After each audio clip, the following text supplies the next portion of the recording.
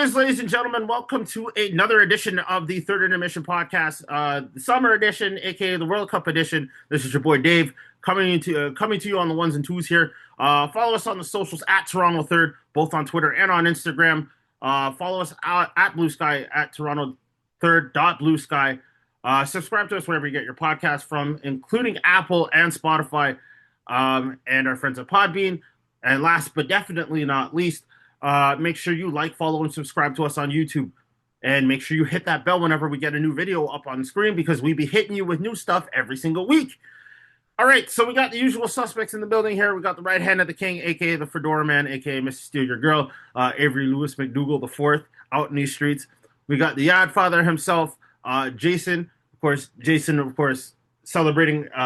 We wanted to wish you a belated Father's Day. We wanted to do the same to Troy. And, of course, we have an OG back on the podcast himself, Mr. Reese here, a.k.a. the Wild Boy himself. Reese, I'm going to start with you. It has been a hot minute since you have been on the podcast. How have you been doing?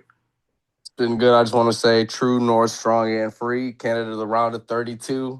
That's big. I'm Jacob-pilled right now. All is good in Leafland after a tumultuous, is that how you say it? Tumultuous year.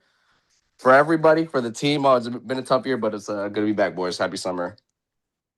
Glad to have you back here. Have you been keeping out of trouble? Trying to. Oh, my God. I almost got in trouble at work, boy. But we kept our gig. Thank the Lord. Alhamdulillah. So, yeah, we're good. We're good, lads. We're good. It's good to be back.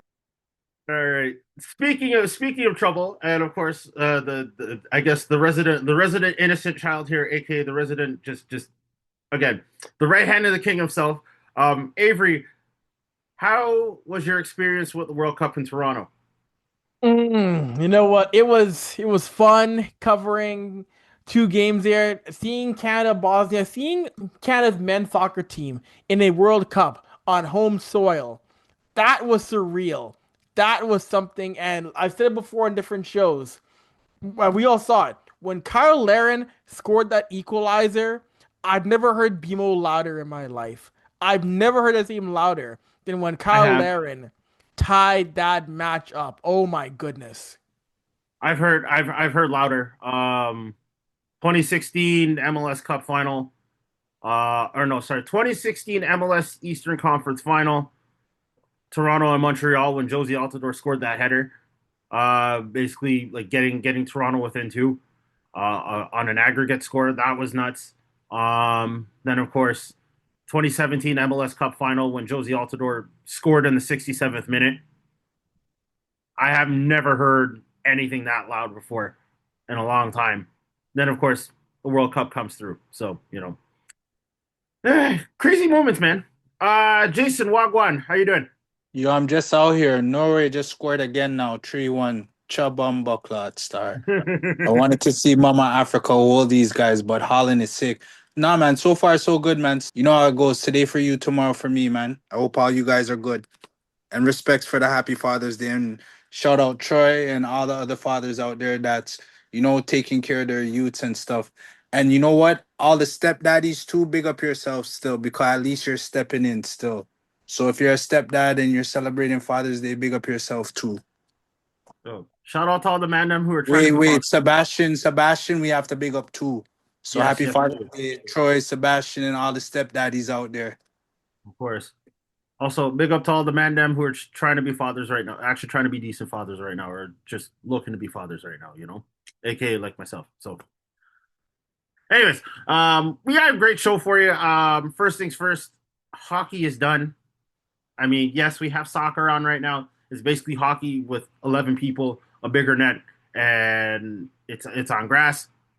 But ice hockey is done for the year. We'll talk about the Marlies winning the Calder Cup and the Hurricanes winning the Stanley Cup really quickly. We will also talk about we're going to talk about the Hall of Fame class as well. Carey Price, Patrice Bergeron, as a couple names being listed in this year's Hall of Fame class in November. We are also going to talk about the damning blockbuster in the NHL right now with Brady Tkachuk going to Florida. on basically on the heels of the NHL draft. And finally, we're also going to talk about some Leaf stuff as well. Darren Radish being a Leaf, Toronto's potential draft choices, Matthew Knies potentially going to Columbus not Columbus, basically to other teams. Gonna be a great show for y'all. Really quickly, I know we wanted to have like a really, really quick banter about the World Cup. Obviously, we just did. But outside of things, of course, we are wishing Canada the very best of luck as they try to win their group on Wednesday when this episode drops. Actually, before this episode drops, Canada will be in line to take on Switzerland for the right to win Group B at the World Cup this year. So we want to wish them the best of luck. And if you're listening to this episode before then, just note that Jonathan David is in the race for the Golden Boot. And if he gets himself another hat trick, then basically he's going to dummy all these mans out here. So let's go. May I add briefly that the Canadian contingent in Chicago to watch the win versus Qatar was crazy. Everywhere around downtown, it was nuts. It was so cool. I just wanted to add that, and then get the big win. So hopefully, draw or win, and secure this round of 32. I'm surprised there's an actual Canadian, like, say, contingent within the United States, considering the amount of hatred that Canada and the United States have right now. Yeah, and the toughness of travel, but just a lot of Canadian T-shirts, loud and proud. Like the bars were filled. It was an early afternoon game, I believe. When we were there at the Elephant Castle. So, no, that was super cool to see. No, that's proper, folks. If you ever have a chance to actually go enjoy the watch parties and maybe find your future wife or husband out there, like, yo, go enjoy yourself. I promise you. South Korea, Mexico. That's been the thing. That's been the thing. So it can happen to anybody. I'm upset, man. Like, yo, I either wanted a South Korean or a Mexican baddie one time, or maybe even a German one. If I could still find one during the World Cup, then like, yo, I'll be happy. Anyways, let's get back to the show real quick. Let's go into the trade situation, actually, because this is a very hot button topic right now. Of course, on Sunday, the Ottawa Senators had decided to pull the trigger with the Florida Panthers and trade Brady Tkachuk over to the Florida Panthers in exchange for 3 draft picks. 9th overall, 25th overall in this year's draft, and a 2nd rounder. Guys, I'm going to ask y'all one question. And Avery, you can probably edit this out when I say this, but what the illegitimate fuck just happened? You know what? From what it sounds like, from what's come out or what was rumored, this is a long time coming. And seeing other shows discussing this, there was rumblings that Brady Tkachuk wanted out. Before that, Steve Stales talked to the media today on Sunday and said that when the year ended, Brady formally asked for a trade out of Ottawa. But the rumblings and thoughts, it was clear. It was clear that just how it was going on. This is going to be Brady Tkachuk's last year as an Ottawa Senator, as their captain. But what I think sucks is that this is a guy who earlier had said before, no, I'm the captain, like being here. I want to win here as an Ottawa Senator. I want to be committed here. And then he asked for a trade. That's one thing I find, you know what? Understand things, things don't always work out. Things may not happen well, but I just hate when guys go in front of the media or whatever and say, yeah, I'm committed. I want to win here. I want to be this and that, and this and that. And then they want out. That just really irritates me. The insanity I find about this whole situation is that there is apparently a group chat with, say, all the American Olympic hockey team. Well, the men's hockey team in that sense. They've been trying to persuade each other to play on, like, say, the same teams. For example, Minnesota, Vegas, and Florida. Just to name these 3 teams alone. And it's not an isolated incident. It's not an isolated incident with Dylan Larkin, of course, leaving the Detroit Red Wings for a different team recently. And now, of course, with Connor Hellebuck looking to leave, and ironically enough, those 3 teams are on his short list as to where he wants to get traded. You have to look at this entire situation, and you have to wonder, like, you really have to wonder, like, okay, what was said in that locker room after the Americans won gold? Because it's like, it seems as if, like, all of them are essentially conspiring to play with one another. and it's looking as if like all Canadian teams now literally do not want to take anybody south of the border as an option anymore. Because let's take a look at the situation here. Austin Matthews, who happened to be the captain of say the American Gold winning hockey team, um, he has 2 years left on his contract as a Leaf, and if this is playing out the way it's playing out, could it essentially mean that Matthews is done in Toronto? No, I'll answer that question. I'll say no because this GM is trying to build a super team, bro, and he's letting Matthews have control. And then McDavid is coming next year. So, like, at the end of the day, this is what the NHL is turning into. It's turning into an arms race, especially the Atlantic Division.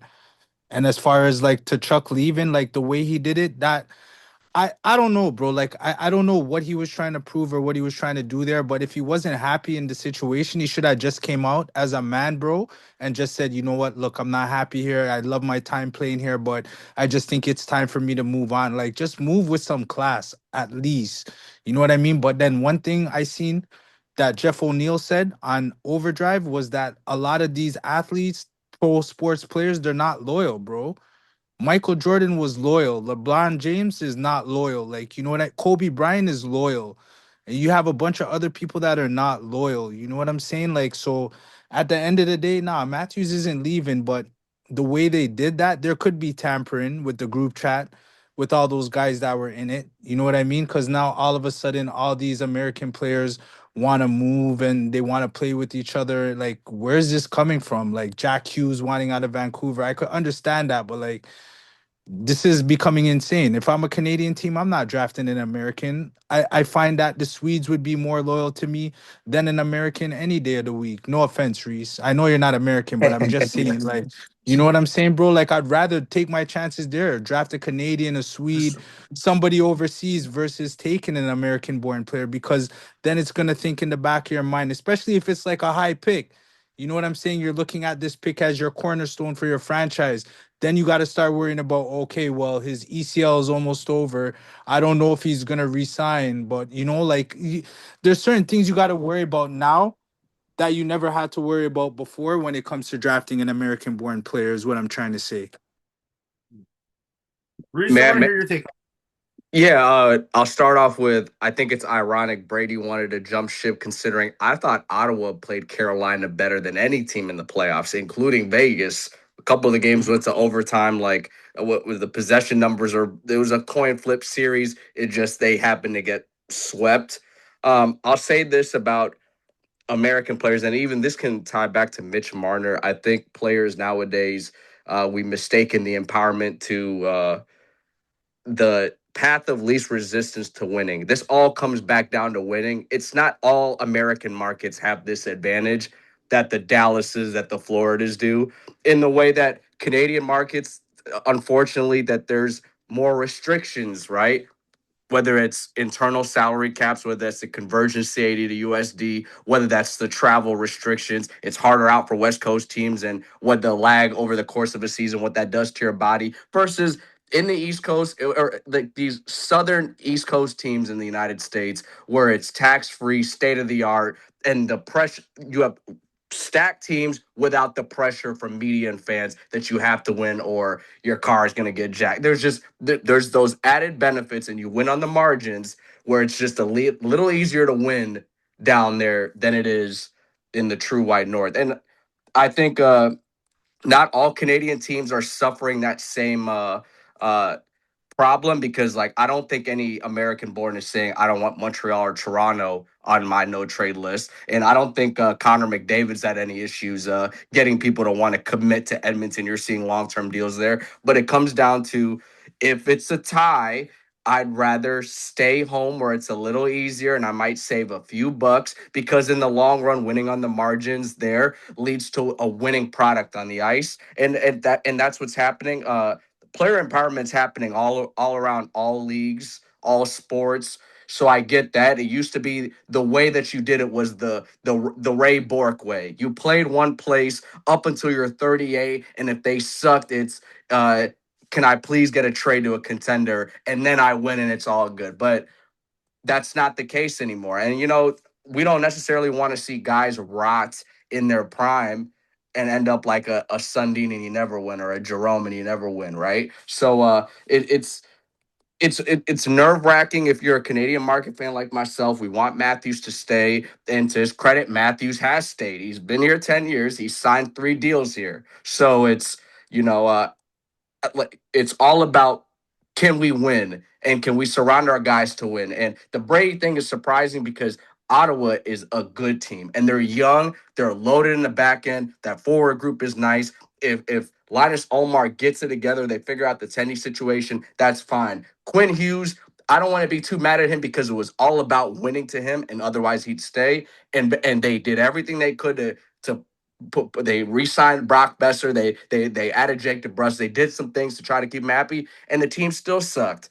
So at that point, it's not like guys are walking out the door like Mitch Marner. There's 2 years left, and at least the players are telling the GM, like, I'm not going to re-sign here in 2 years. Take that as what it is. And these GMs are thinking, well, I can't let him walk out for nothing if he's a top 10 forward or a top 5 defenseman. It's the asset management thing. It's all right, you don't want to be here. We don't want you to be. And we don't want anyone that doesn't want to be here. We'll get 3 picks. We'll figure it out. I wish there was a better deal to be made there. Anton Lundell would have been interesting as some roster play because Ottawa's a good team. But it's one of those things like if Austin Matthews, is he the worst person on earth if he tells us, hey, 2 years from now, I'm not re-signing. I don't want to be here. You can get King's ransom for me. Here's 5 to 7 teams. Like, yeah, would be upset because it's the greatest Maple Leaf of all time. But that is like the nature that we're dealing with. It's teams want to get their assets. These guys want to go to favorable markets to win. It's not like they're jumping ship to go to Columbus, Chicago. And they're going to Dallas is a great team. Florida is a great team. Minnesota, these are stacked teams ready to win cups. So, yeah, there's more advantages, especially to the American kids to come back home, but it all comes down to winning. And I'll look at we can even look at Toronto. We just got Darren Radish on an 8-year deal. Really good player off a career year that decided I want to come to Toronto. So it's not all helpless. Edmonton Oilers, they keep guys. Draisaitl signing big deals. McDavid hasn't left yet. Guys are signing 8-year deals at $3 million, $4 million to stay and try to win. So it's just all about, can we win? What's the path of least resistance to win? That's how they're looking at it. And if there's like a razor gap, like razor thin, margin of to sway one way or another, yeah, the American kids they're probably going back home to America, and that's fine. The Brady Tkachuk thing is crazy though, because Ottawa's a good team. They gave him everything they wanted. They're not far off. And just but he wants to play with his brother. Him and his dad been talking about that on a podcast. Wink, wink. Doug McLean made a point of that a couple months ago. He wouldn't be surprised if a deal happened. And it's what we're faced with, but winning cures this problem. You want guys to stay, put a winning product in, and there's more restrictions for Canadian teams, like I highlighted, but it all comes down to winning, in my opinion.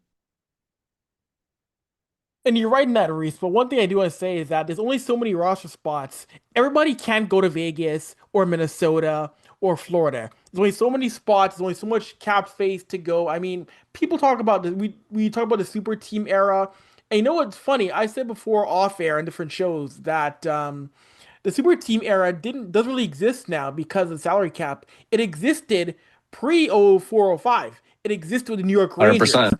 It existed back when Solani and Korea left Anaheim to go to Colorado. That era doesn't happen now because you can't go and outspend. You can't be the Rangers who are spending $100 million and are able to triple their salary of, say, the Vancouver Canucks who were bleeding money 25 years ago. It doesn't happen like that anymore. So, yeah, you're right. Guys want to go home. Guys want to stay home at home and enjoy the advantages, but there's only so many spots on those 3 teams. Some guys gotta go. Some guys have to go somewhere else because you can't all be playing for the Wild, Golden Knights, or Panthers. No, I fully agree with that. Um, in all honesty, I have to say this though, this is a very eye-opening situation because not only does it create a problem for say players of other teams who are looking at the situation like, oh, if our star doesn't want to play here, why should I be playing here then?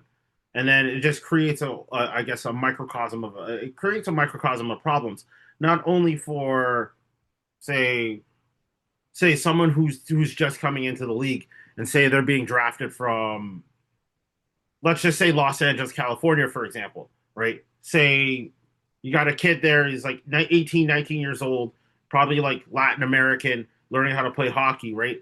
And or learned how to play hockey like what, maybe 4, maybe 5 years prior, and he gets drafted to like say a Canadian market.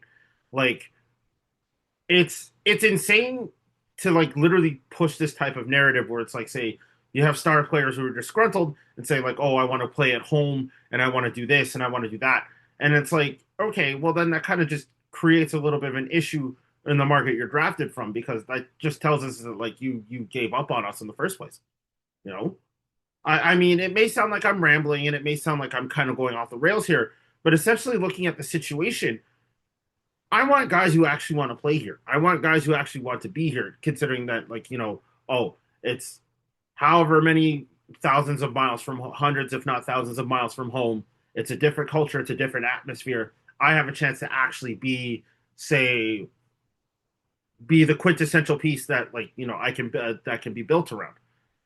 If I want to be, like, say, a role player on a stacked team, then it's like essentially like, if I'm someone who's basically been trying to get minutes on said team, and I'm basically being bumped off for, like, say, for said superstars, like, I wouldn't want to be there. You know, I would much rather be like, okay, listen, screw you, I'm out of here. Let me go actually take a decent role, a decent starting role, and get decent starting minutes somewhere else where I don't have to deal with some prima donna from a team that's been there for like 10 years. You know, that's just I'll my. add this. I'll add this too. The players earn the right. This is what they negotiated within the CBA, right? And it's not helpless, right? You have cost control over these guys with their entry levels and RFA years that you can buy into. And it's just the top players of the league. It's not like your mid-level, middle six guys, bottom pairing guys that are getting full no trade, full no movement clauses, right? These are the top guys that will have at least committed 6 to 10 years of play there. And you had a window with those elite level talent to try to win. And at that point, I'm like, do I think the Brady Kachuk exit is worse than the Mitch Marner exit? No, because he kind of had us like on a loop for 3 years. We tried to trade him for elite level talent twice, and he said no, I don't want to go. But and then was quietly shopping for houses in Vegas, which that could have been a tampering thing. And this is a Toronto-born Canadian kid, you know. So it's the players negotiated this. If you're good enough, unfortunately, the top players, they get levels of protection and a level of control that they might not have had 10, 20 years ago. It's the reality we live in. Maybe GMs are going to start not handing away protection clauses like candy anymore. Because sometimes when you want to get the number down, you give them clauses to bridge that gap in the contract dealings. Maybe I'd rather pony up a couple million extra to not have to give you any protection, so I can deal you later. That's what the players decided, and it's not like teams have not been cutthroat to players before. Players get traded while their wives are pregnant, girlfriends are pregnant, or in the middle of injury or middle of a death. Sometimes the team's got to do what's best. And Ottawa's right. They could have told Brady, excuse my language, you're going to play. You're going to honor your contract for the next 2 years, and we'll worry about it when you're a UFA. But they said, hey, you don't want to be here. You requested a deal. We have a really good group. We can parlay assets to at least, turn a dollar into, or one loony into three nickels or three quarters, whatever the adage is. So, I mean, that's the reality we're in. And, maybe some of the elements of the NBA have crept into the NHL a little bit, but it's a players' league now. No, that's completely understandable.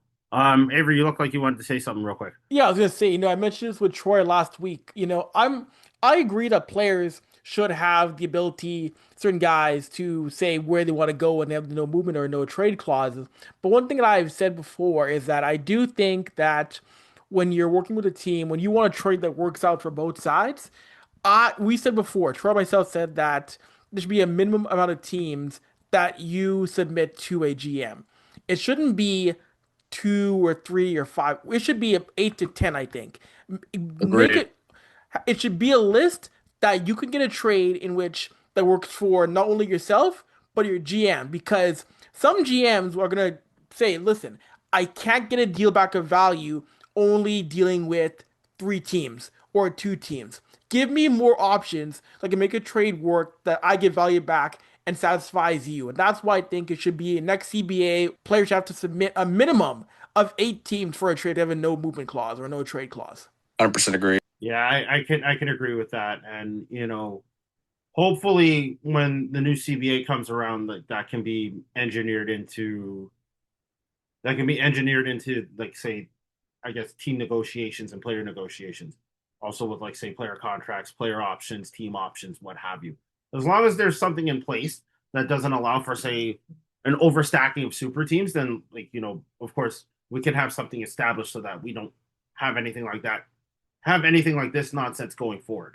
I mean, yes, it was there before, and yes, it might sound a little bit elitist, but at the same point in time, if I want to have the ability to have my team thrive, knowing that another dude basically wants to go play somewhere else and basically tell the team to go F themselves, it's like, I would rather get a decent return rather than have to deal with nonsense.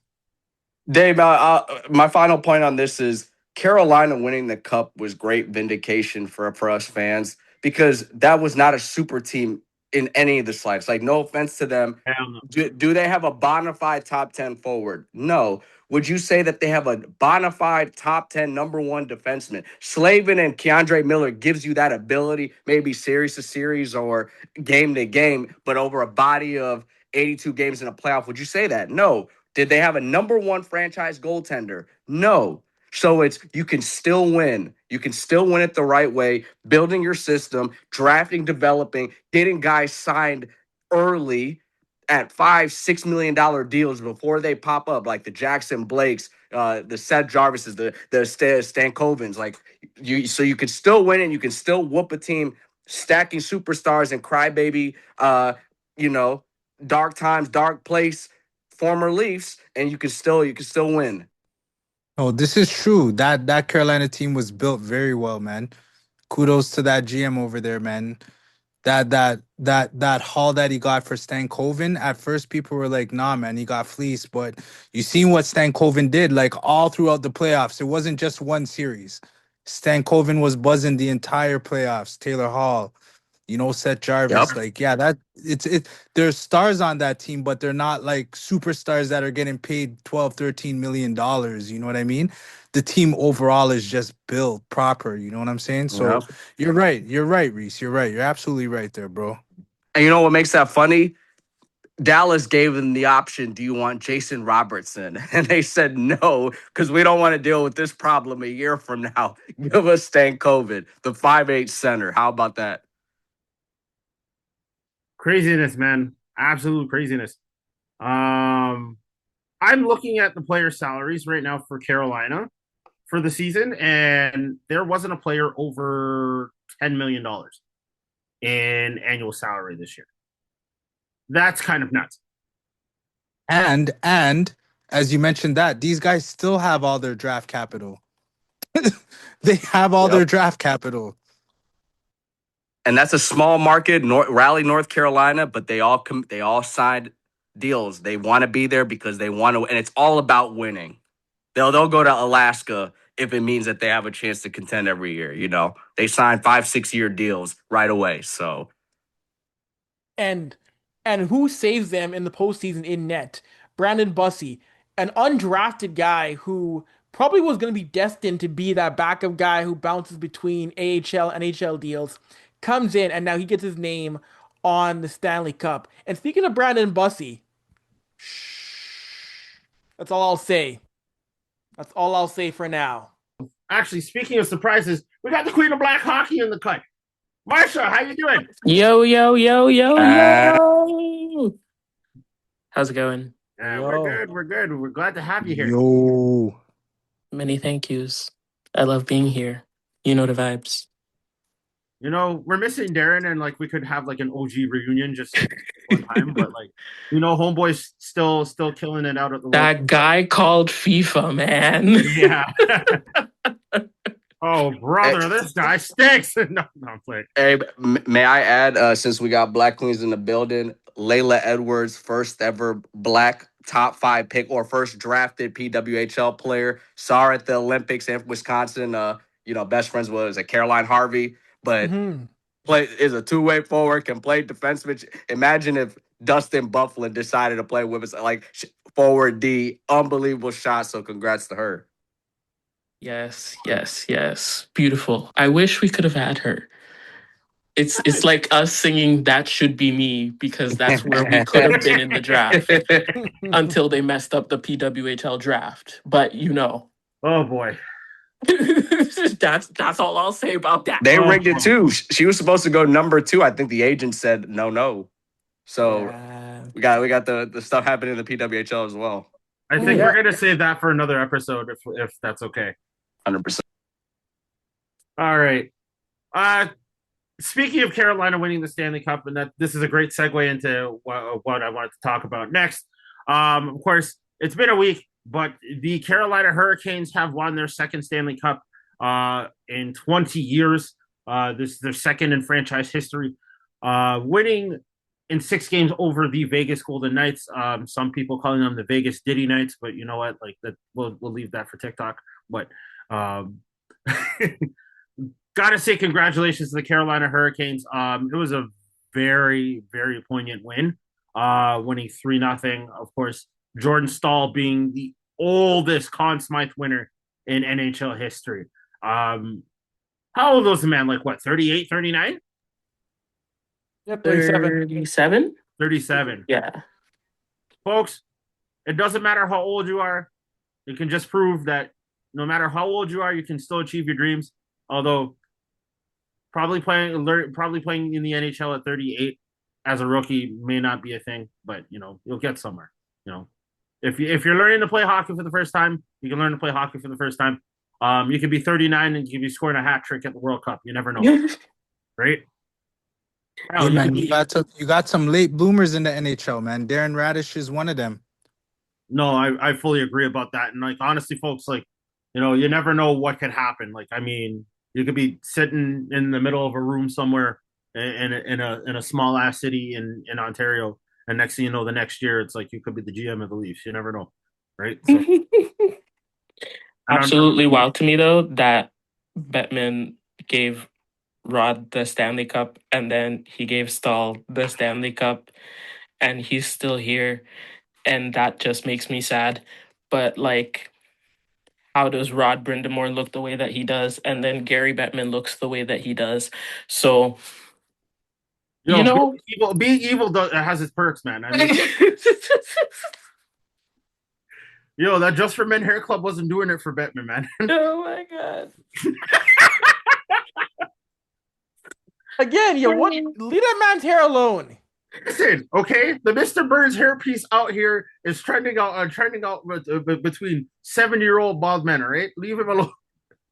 The hair is the least of his worries.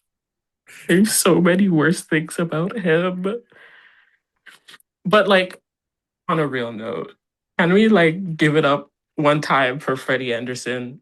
Yes, the love of my life. Yeah, I'm okay with done that. Great things. Yeah. He okay deserved this win. he The man was did. grieving a hard grief, and he still pulled it out for them. Yeah. Wasn't Claude Lemieux his agent too? Yeah. That immediately started to play bad after that. Immediately, he was not the same. If Brindamore never made that change when he did, I don't think they would have rebounded. Because at that point in the series, Marner was being Mitch Marner, but a different version of Mitch Marner, a Mitch Marner we never seen in Toronto. You know what I'm saying? I don't know where that came from. Actually, I want to talk about that for a hot second because it's like how are you scoring as if you were playing for the London Knights, right? I mean, kind of ironic that you're playing for the Vegas Golden Knights, but that's literally a different story. How are you playing as if you were playing for London the way you were now, as opposed to like playing like that when you were in Toronto. And then, of course, you go through basically a candy land of a Pacific division with Edmonton, Anaheim, and Utah, among other teams, and yet still you breeze through Colorado because they were just injured, and you run into a buzzsaw like Carolina, but yet everyone's saying like, "Oh, Mitch Marner was." Yes, I know. I know what I said. Anyways, you got Mitch Marner running through teams like a hot knife through butter, and everyone's saying like, "Oh, Mitch Marner was actually better. Is an actually better player?" And it's like, nah, he just had an easy opportunity to roll through the Western Conference because what the Atlantic was never going to be a cakewalk. Everyone's out here stating as if like, oh, Mitch Marner has it so like is one of the best players out there. It's like, nah, he just has it easy. It's just the pathways for both teams in both conferences. Like Toronto in its prime, you're going through Boston with those tree trunk defensemen and a Vezina candidate goalie. You go through Florida, tree trunk, skating defensemen, big, long, they're in your face, Vezina candidate goalie. Tampa Bay, Victor Same Hedman prime, shit. great Vezina winning goalie. Like it's just, and then this year, I don't want to take it away from Carolina. The Flyers and the Pittsburgh Penguins made the playoffs. Montreal small with a 5'11 goalie. Ottawa Linus Ullmark forgets how to play goalie. Like that was what's going on, you know? Yeah. So And the Yeah. other thing I think we're also forgetting is that in Toronto, there was the expectation that Mitch Marner is one of the team's leaders. In Vegas, he was able to take a back seat and just perform. There was no expectation that he had to lead this team to greatness because they were building a team around him and Austin Matthews and William Nylander. So he could lean on the veterans of the team, the Mark Stones, the whoever the fuck else is on this team, because I could not care less about Vegas. Um, and then he could just be. But notice that when it came down to it and it got tough and they needed him to be the person that they're like, oh my gosh, look at Mitch Marner. He's doing all these great things. And the pressure came back and he was expected to live up to the numbers that he put out in the other games of these playoff series. He was nowhere to be found. The Yeah. pressure That's became too much and he typical can't Mitch perform. Marner. Typical Mitch Marner, He Marshall. can't perform under pressure. The typical Mitch Marner. That's what we seen in the final two games of that series. I think this guy was a -5, maybe 4 shots on goal, and 1 secondary assist. Brother, you're down 2 games in the Stanley Cup final. I get it. You never been there before, but that was the one chance for him to like shut up everybody, for him to shut up everybody and say, look, now you guys can't say shit to me. But what did he do? Like he did like in every playoffs in Toronto. You can go as far back as to the Montreal series when we were up 3-1. And what did this guy do on the penalty? He iced the puck over the glass. When he had so much ice to shoot it down, he just does stupid shit when it matters most. He disappears. That's Mitch Marner. I'm glad he's not our problem anymore, to tell you the God honest truth. He's Vegas's problem now. And Mark Stone is probably he has 2 seasons left. So I don't know what the F those guys are going to do down there when Mark Stone comes out. I don't know if Marner is going to be able to handle the bright lights in Vegas. I'll say this about Marner. Not all points are made equal. Like he was obviously fantastic. Those first two series, he went crazy. Versus the Yep. Avs, I think he was pretty quiet. And then versus Carolina in their own right, they had to make a schematical adjustment. Like their tight man coverage just wasn't working. And they're giving up, and especially second period long line changes where guys are tough to identify their man. That was a struggle. I felt like first period they come out guns blazing, 2-0 lead. They're down 3-2 by the end of the second, and they made their adjustments. I'll say this with Marner, like that hat trick game. One puck goes off a guy's skate or stick, Sean Walker's, and it goes in. The second goal is he's gifted 2 lane breakaways. He misses the first one. He gets the exact same breakaway, scores it again. Like, I mean, that's cool, but how impressed. And then the third one was another breakaway. So it wasn't like this God changed. I've seen the light come to Jesus moment. Mitch Marner, where he gets in the tough areas and is getting in high danger chances on five. That wasn't it. For the most part, it was the same player. Great player, power play, second assist. He did his thing. He stacked up the points. But when the games got tighter, Carolina adjusted. The games got tighter. The communication was better. Little mix of zone and man. It was those pucks from the blue line that you're shooting 100 feet shots. They all of a sudden weren't going into a Freddie Anderson who is dealing with a death in the family or close death with his former agent and pseudo family member, and then he gets his head taken off. Game 3 still plays. So once Bussy came in, they changed the system up. For the most part, it's the same player. Great player, but he is what he is. Games get tight. It's the same Mitch. And the one thing that pisses me off, this is the last thing I'm going to say. The one thing that pisses me off the most is the fact that if this guy won the Stanley Cup, he would have took like 97 shots at the fan base in Toronto. He would have, the dark times would have came out. He would have been, oh, the fan base this, the fan base that, the fan base this, the fan base that. You know what I'm saying? And then the next thing is, why didn't like Sportsnet and all these places that were covering the game show Mitch Marner after the game? You know what I'm saying? But if he won, they would have him on an isolated camera. You know what I'm saying? So it's just these things here too that kind of, cheese me a little bit. They were doing victory laps on Leafs, especially the fan base. Victory laps. Even ESPN's coverage in the United States was Greg Winishki, the damn nerd. Fucking nerd. Like, they're up 2-0. They're ready to, victory laps on F the Leafs. Notice what happens when guys leave the Leafs. Okay. Okay. Right? This time it didn't happen, and I'm glad it didn't happen. Karma's a bitch out in these streets, man. We need a better narrative, honestly. We do. Like, not everything has to be about the Leafs. Because look at where that gets you. Some things can just be about the teams that are on the ice. Because look at how many narratives we miss. How many important stories that run amiss, like when you neglect the actual thing that we should be focusing on. True. Very true. I mean, we matter because we make it matter. We can go 0-82. We'll still sell out games. We'll still sell out merch. We'll still be we're the biggest. We got the most clout. We got the most money. We got the most fans. Like, and they hate us because they ain't us, and they root for our downfall. McKenna on the way. We still got Matthew. We're good. They hate us because they ain't us. Right? Hashtag. No, they're just motherfucking peanut butter and jealous. There you go. You see the Knicks parade? Toronto Maple Leafs win a Stanley Cup. That parade's gonna be ×2, bro. Yeah, not even ×2. At least like ×5 because like ×5, bro. I seen the Raptors parade. I seen the Knicks. I already told work if the Leafs win the cup, I'm not coming. Don't expect me to come. I'm not coming to work. Bro, I'm taking a month off. The city's bro. getting shut down for 4 days. I'm sorry. All of Don Julio and basically going up to like. This guy said Don Julio. Come on, this guy. Yo, I'm telling you straight. The Leafs win the cup. Everywhere from like say Kingston, say east as far east as Kingston, as far north as say North Bay, as far west as like say literally the Detroit Windsor border, like everywhere is getting shut down. All of Ontario is getting shut down because Feel me? May I add this last news will be out there celebrating, saying, "Oh my God, my hockey team finally won!" And it's like shit's not getting done.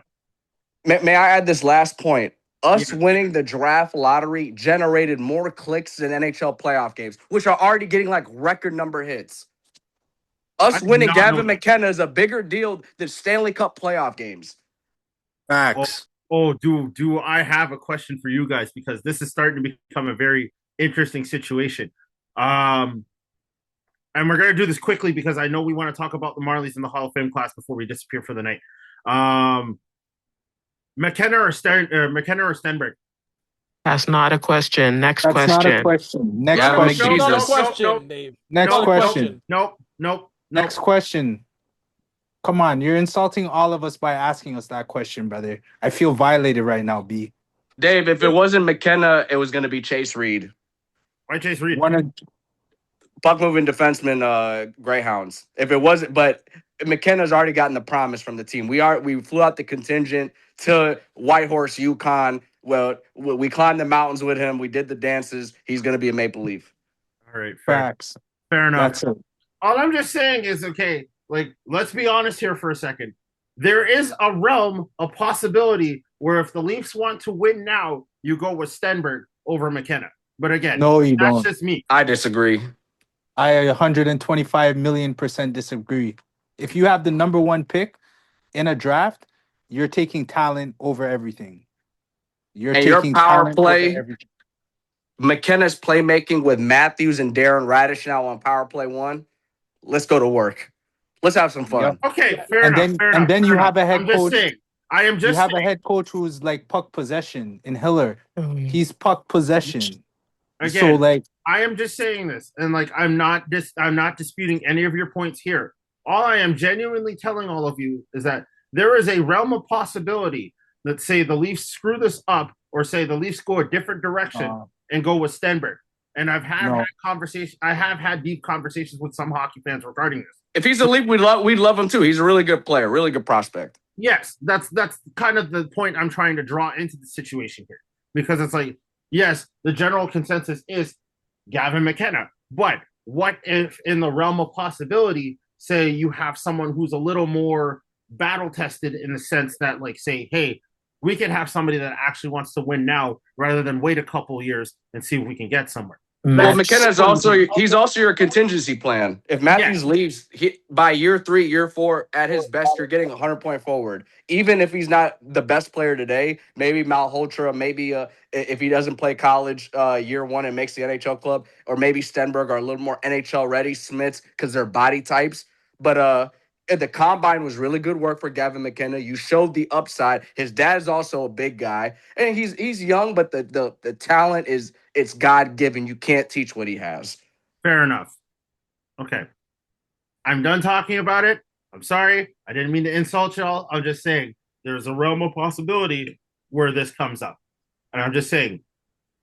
Matt Sundin already got his Swedish fix, so Yeah, we he don't need did. another one. Yeah, we don't need any more. Yeah, no, we don't. Yeah, Marshall's right. Yeah. Okay. So Next question. moving from the big leaf them to the baby leaf them, the Toronto Marlies have won the Calder Cup yet again. Of course, the man on the throne and of course the Queen of Black Hockey were at Game 4, and unfortunately, I can't even remember his name, but Homeboy scores like what 3 minutes and 18 seconds into the first overtime, getting the Wolves the 4-3 victory in Game 4, and then Marsha was at Game 5 where they were lifting the trophy, and she was on the ice taking pictures, and of course my ass was at home. Oh, I wasn't. No, don't worry. No. All right, I was home. I wish. You didn't get to go? No, brother. Everything was sold out. And then StubHub was out here breaking Ontario law, and resale tickets were $400. We know damn well those tickets more were expensive than NHL. That's wild. That's wild. Yeah, I wish. Honestly, that's crazy. But you know what? Arthur Akhmetov? Akhtiamov? Yeah, Akhtiamov, thank you. Why the hell was I saying something else? Arthur Akhtiamov, of course, the Jack Butterfield Trophy winner, joins a fraternity of goaltenders who have won MVPs for the Calder Cup. Of course, other noticeable names including Patrick Waugh and Carey Price. That's also significantly huge. Of course, we got to shout out our boy Mark Johnstone. Homeboy actually winning his first Calder Cup with the Marlies as well. Got to give a shout out to Logan Shaw. Logan Shaw, captaining the ship. Congratulations to him. Congratulations to William Villeneuve, Ben Danford, Jacob Quillen, aka Jay Quillen. I got my eye on you, Jay Quillen. We also have to give a shout out to the Marlies coaching staff as well. It was kind of hilarious to hear that, you know, everyone was booing MLSC during the presentation ceremony of the cup. But you know what? I'm going to keep my hands clear of that situation. It is what it is. I would like to point out that Toronto had gone through a gauntlet, taking out the Laval Rocket in 3, taking out the Yeah, because the divisions are like annoying in the Yep. AHL. Yep. Like- Because it's what, best of 5, then 7-7. Yeah. No, it was like Okay. best of 3 in the first round, and then it was like best of 5, and then best of 7, best of 7. Yep, that's a lot of hockey. Yeah, that's a lot of games, bro. Holy smokes. Yeah, the AHL has this weird Willy Wonka format where different divisions have different formats. It just, Nice. it's really weird how the AHL does the postseason. Honestly, Reese, if you hear one of our previous episodes, like I crashed out on that real hard. We went through the entire AHL playoff format, and Dave just lost it. We I spent $12. The I Flow also Hockey lost on the membership. fact that Vegas's AHL team basically has the same goddamn name, and I'm just like, Yeah, for some reason, Bill Foley just loves calling all his teams the Knights. Mhm. why didn't they just own the London Knights then at that point and call it a day? No. Okay, too far. Anyway, speaking of which, there is one other player that we do need to mention here. Of course, Easton Cowan. Easton Cowan has actually had a significantly decent run as a hockey player leading up to his tenure as a Maple Leaf right now. Of course, he's won an OHL championship, a second OHL championship, along with a Memorial Cup.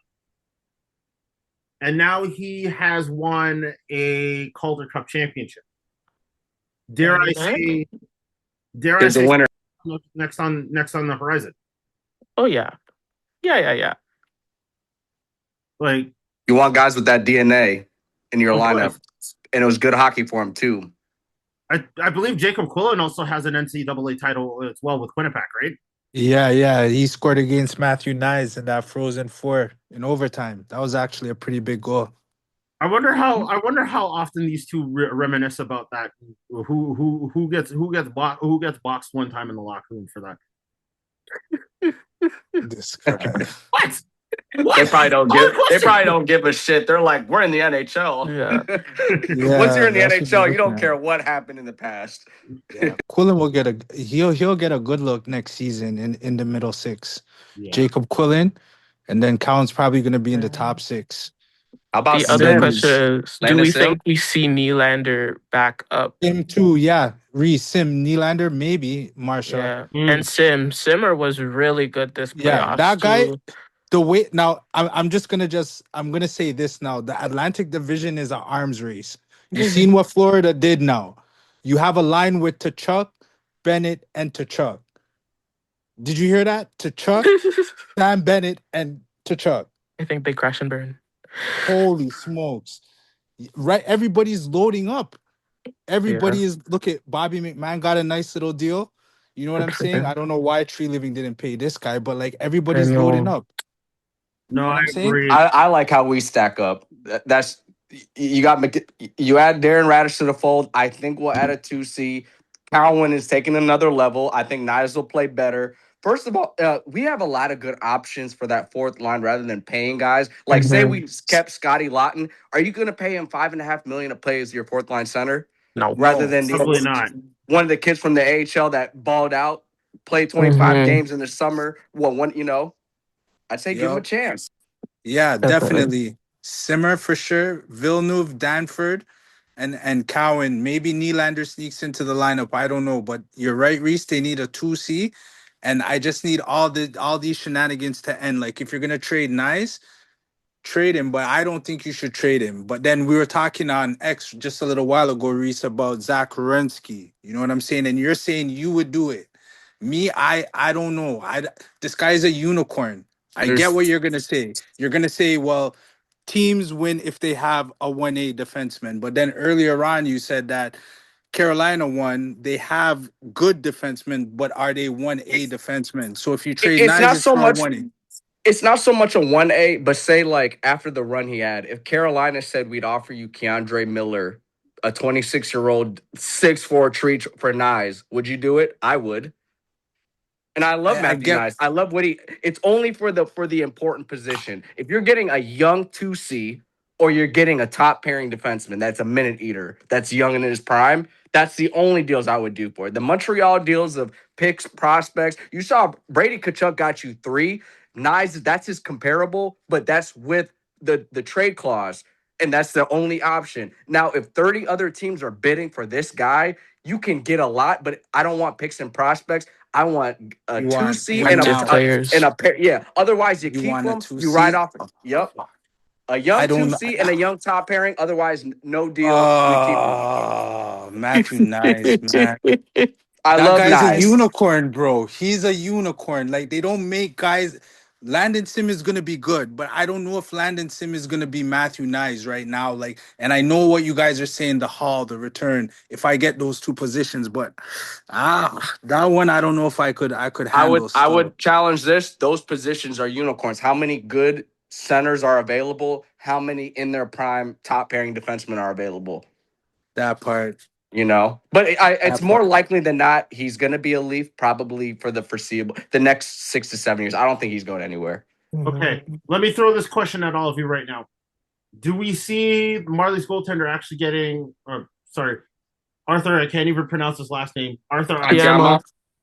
yes, thank you.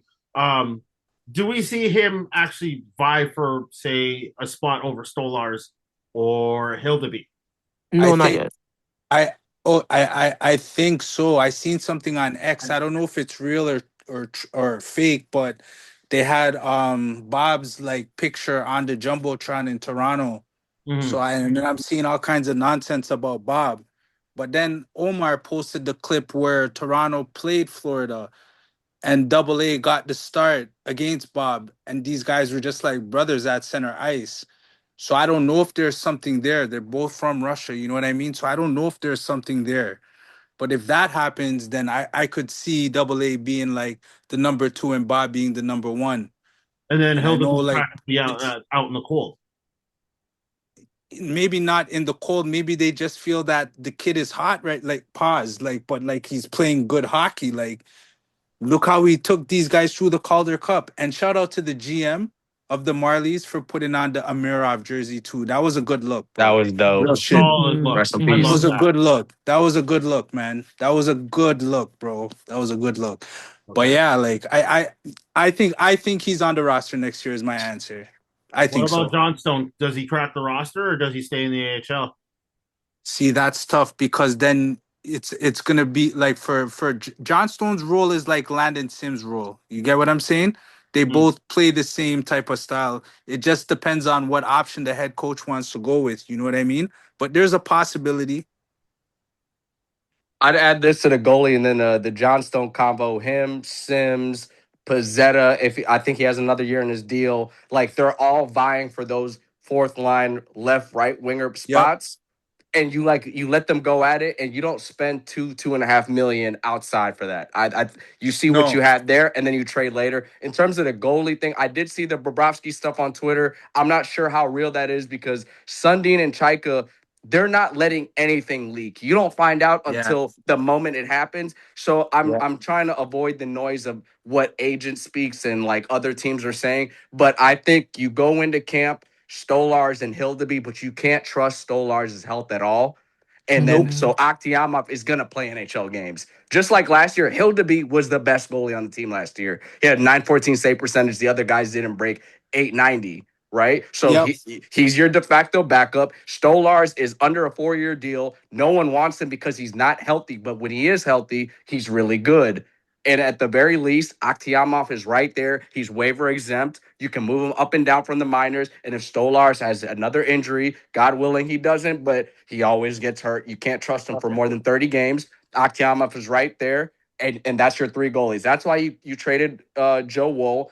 Akhtiamov's emergence allowed you the flexibility of, hey, we don't want to send Hill to be down because he's the top waiver wire pickup. He'll be your backup. He proved it last year. Akhtiamov is going to play 15, 20 games next year. And then if he proves himself, it's how do we get out of the Stolars deal? Our 1-2 is Hill to be Akhtiamov of the future. Cheap. You got really good goaltending for the low. Yep. I can't Yep. argue against that. That's actually pretty solid.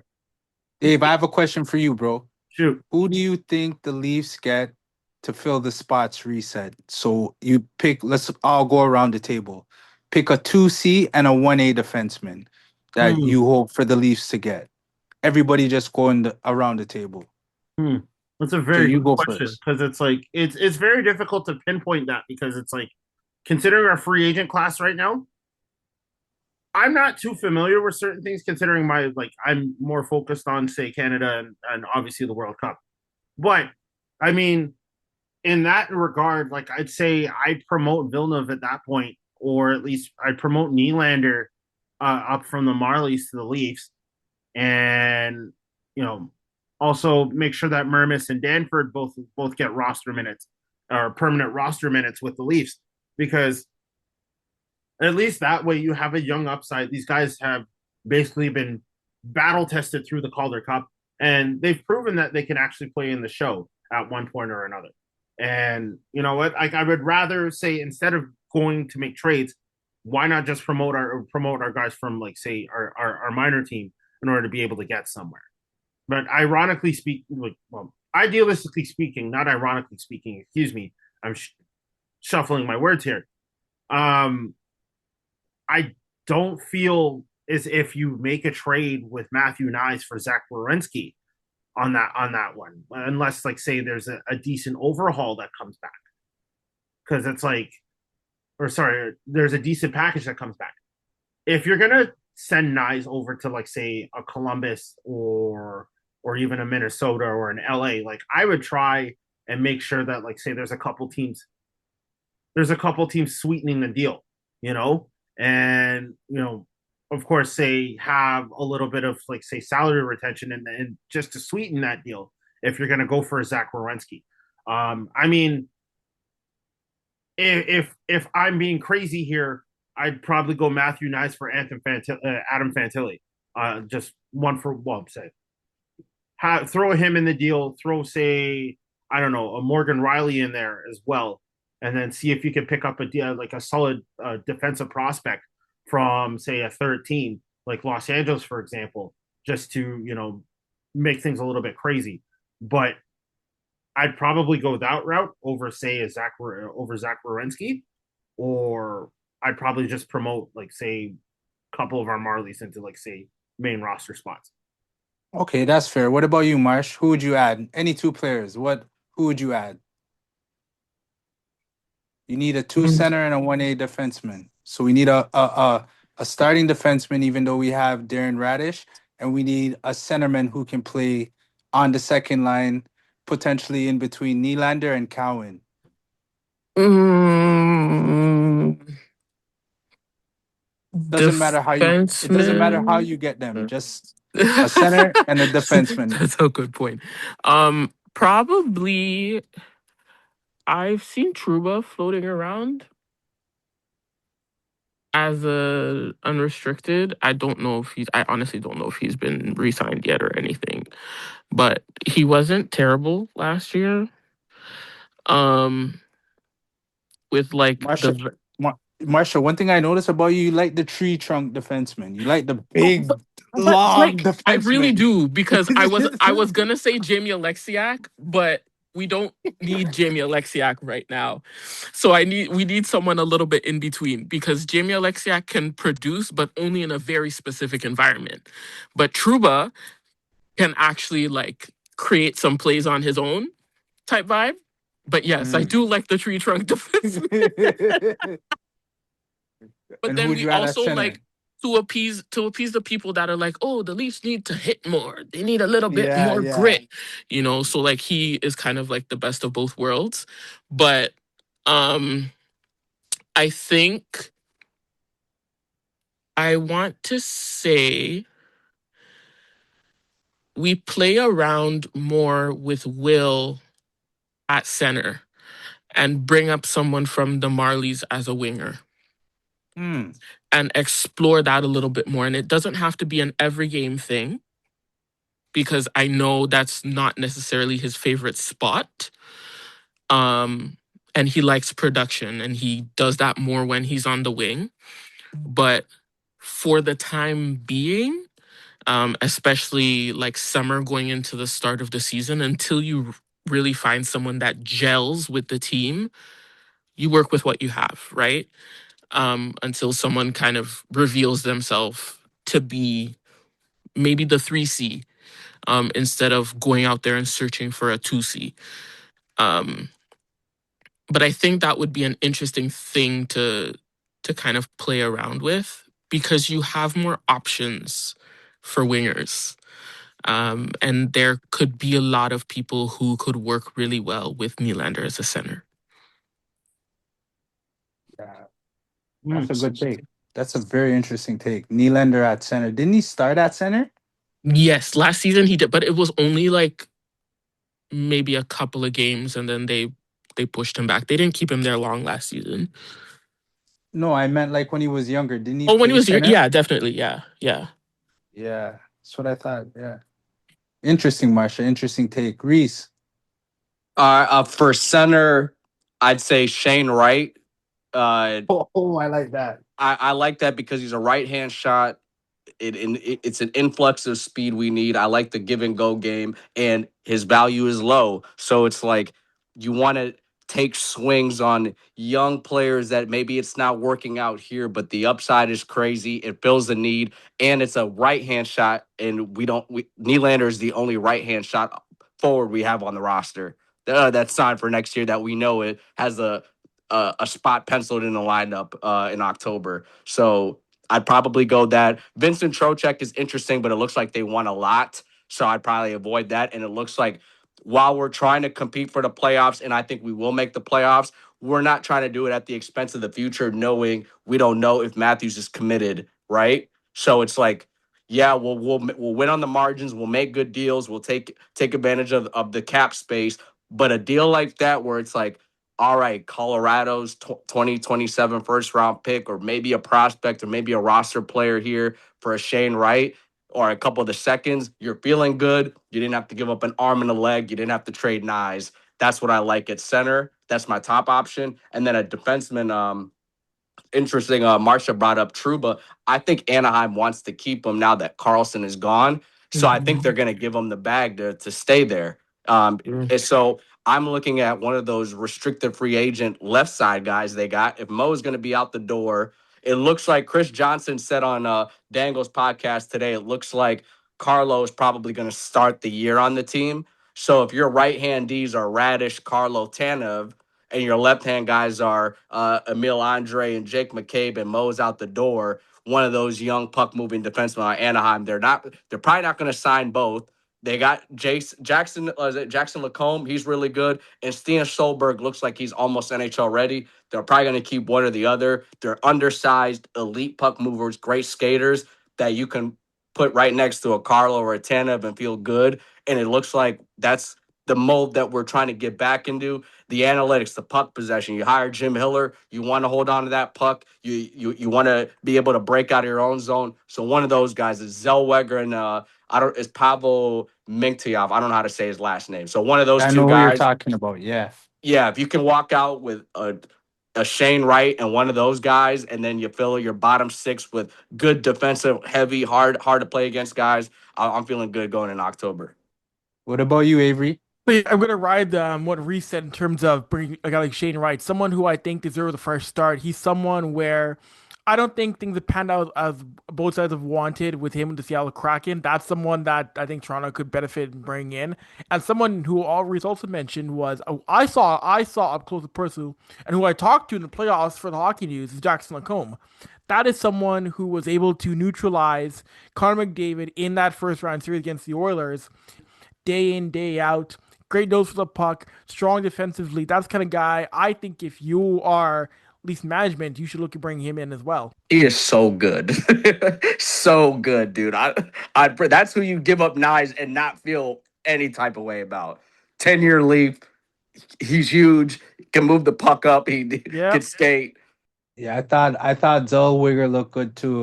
That whole back end, Anaheim is not going to be able to pay all those guys. I wouldn't mind Zellweger. True. I wouldn't mind Zellweger. And I know this because the Leafs liked him a lot a couple years ago. Stian Solberg, they drafted, and he plays against men. And he's ahead of schedule, so it's like we can. Their goal is they need to fill out their right hand side of guys now that Carlson is gone and Gudis is going to be gone. But the left, they have a plethora of good options, and all those guys can skate and eat minutes. And if you're the Leafs and Morgan Riley's out the door, that's who I'm calling. And just go get one of those. Fair enough.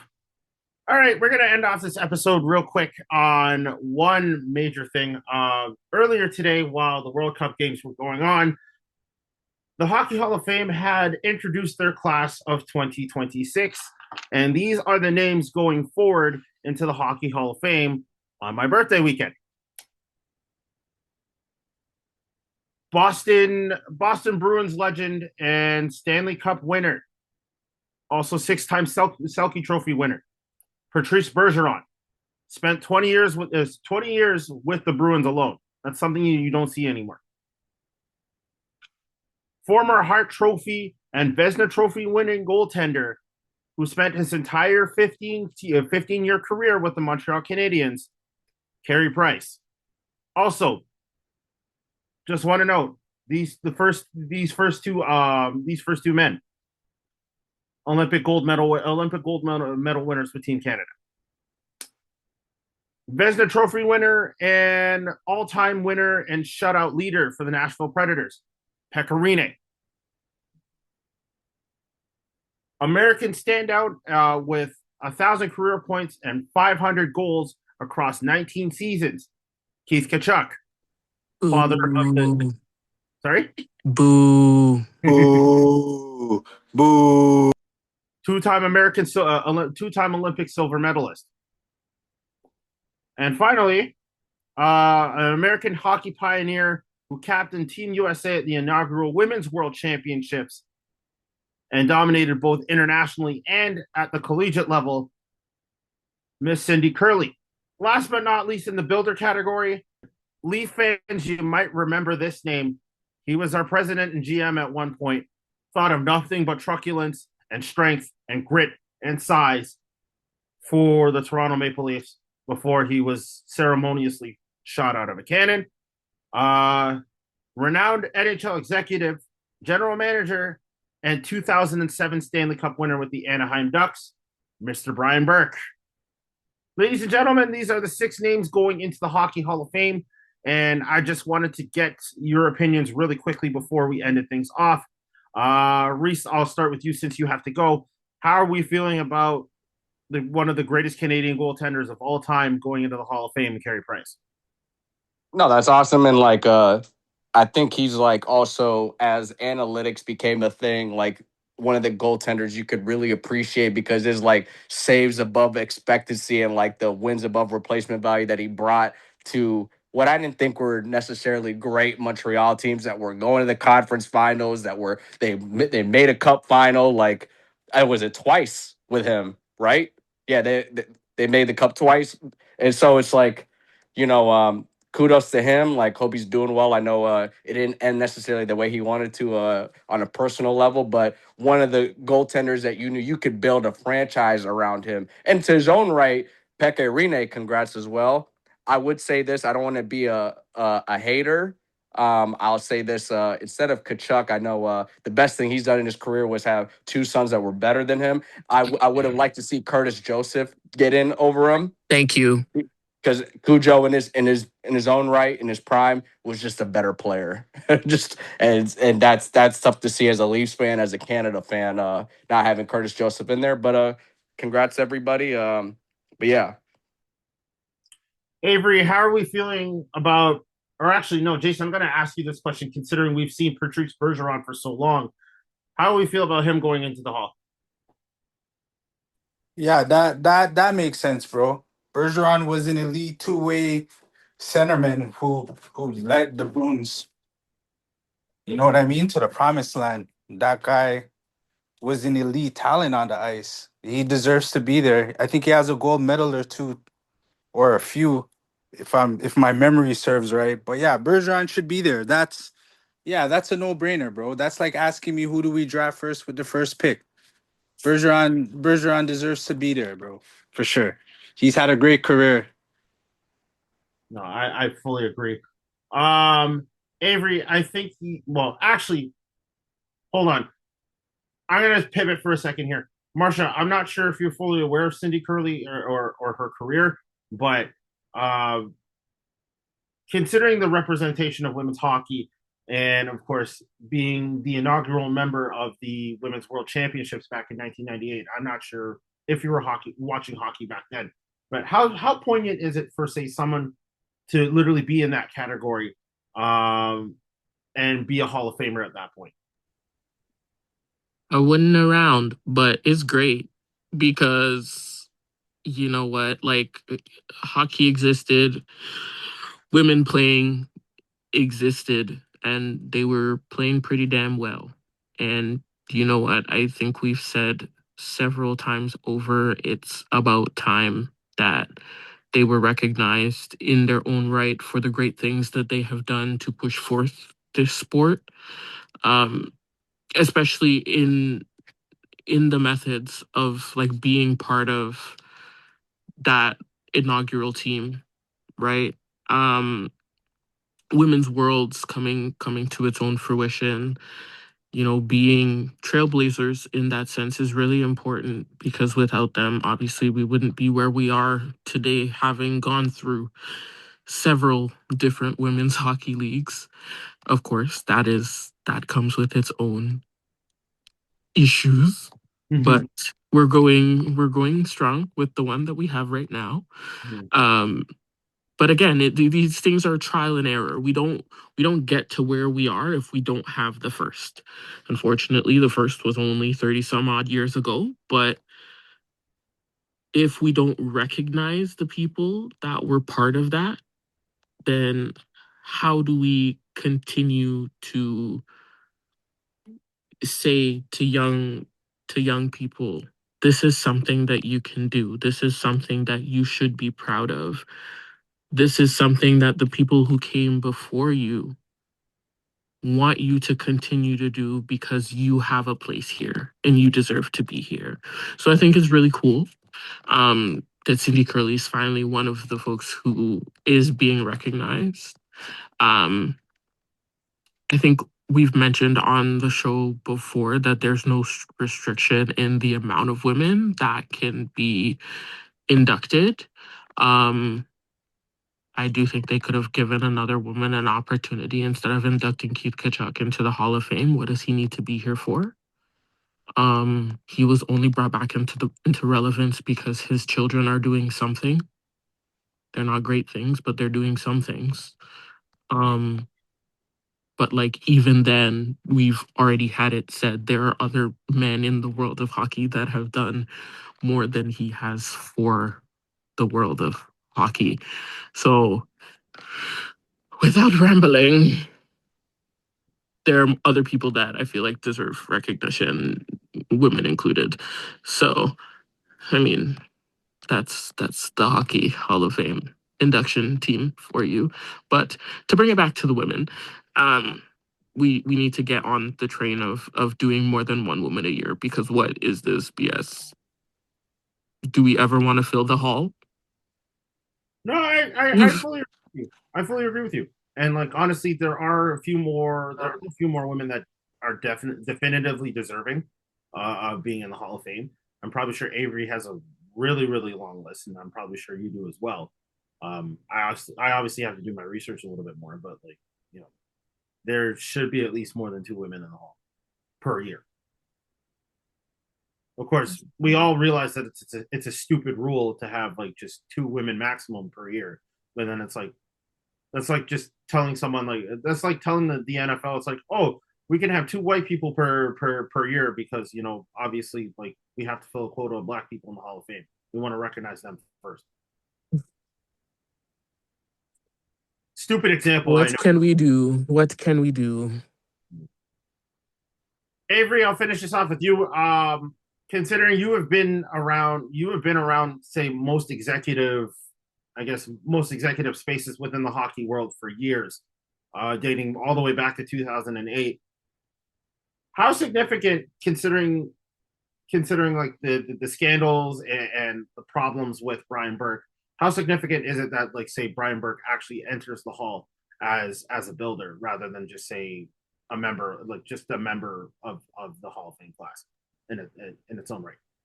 You know, he still is deserving. He is someone who still helped build teams. He's someone who had an impact in the NHL head office beforehand. He's someone who worked, again, a variety of roles in the league. So it's not surprising whatsoever. I'm more surprised until 2026 to see him in the Hall of Fame. That's what actually surprised me a little bit more.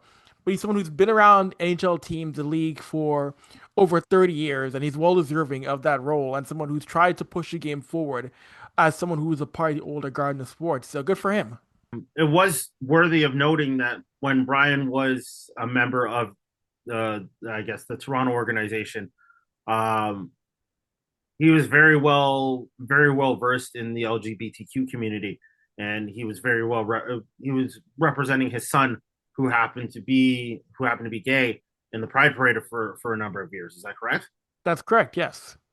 And obviously, given today's climate in the NHL right now, it's very hard to see, say, some players still, if not some members of like team administrations, still be well versed within the community and be more of an ally to that community. How significant was that for having someone like Brian Burke to just be there, not only as a representative for his son, but also someone from the hockey community to actually say, you know what, hey, I don't give a damn who you love or how you love. It's like, I want to be there for you. No, it's massive because people before who have loved hockey, who are queer, said, hey, the hockey world doesn't feel like it's for me. It feels very hostile. And yeah, there are still issues it has to work through. But Brian Burke was one of the first prominent people in the sport who worked for teams. So you know what? This space is for you. This game is for you. And if no one's going to stand by you, I'll be your ally. I'm going to stand up for you. That's very important to be that kind of guy. Again, like I mentioned, from the old school, there's a guy who played in AHL in the 70s, went to school back in an era in which that wasn't really a thing that was around or discussed openly in the hockey world. So for him to be that guy, take that step and support his late son Brendan, and be someone who would say, you know what, I'm gonna unapologetically support queer people in hockey, that was massive. Amazing. And you know what? Like, again, we try to fight for the opportunity for everybody to actually play hockey. It doesn't matter if you're gay, doesn't matter if you're straight, doesn't matter if you're black, doesn't matter if you're Latino, Muslim, Asian. Hell, you could literally be stupid and still play hockey. But we fight for everybody, not just anybody. You know what I mean? So, all right, I think I'm gonna end the show on that note before I say something even worse. So, we want to say thank you to Reese for coming through. We know we haven't seen him in a hot minute, so Reese, you're more than welcome to come back. Darren, if you're hearing us right now, come back to the damn show. We need you to come finish off the season one time. Also, thank you very much to Jason, Marsha, and of course the right hand of the king himself for coming through on this episode. And folks, I want to thank you for listening. Thank you for letting us grace the space in between your head top. Obviously, it's been a tough season. I haven't been here as much, but of course, we have our crew holding it down, and I can't do it without them. So thank you very much. Until next time, folks, drink your water, mind your business. Let's go Canada, and deuces.